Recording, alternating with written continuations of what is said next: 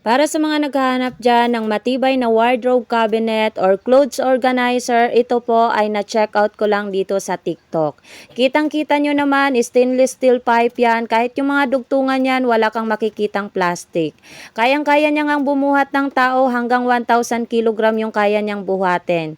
Kaya no worries kahit gaano pa karami yung ilalagay mo dyan ng mga damit or mga gamit ninyo sa bahay. Pinakamalaki na nga itong check out ko para naman at least magkasya yung mga abubot namin dyan. Sa dami nga ng magagandang reviews nito, kaya naman napa-check out talaga ako. At so far, hindi ko talaga siya pinagsisisihan kasi kitang-kita nyo naman kung gaano kaganda yan. Malawak na siya at malaki mga mi, kaya kung gusto nyo rin, 195 cm yung check out ko dyan. Siya na yung pinakamalaki dyan sa basket. Meron pala yung iba't ibang sukat, kaya kung gusto nyo rin, i-click nyo lang yung yellow basket para makapag-check out din kayo.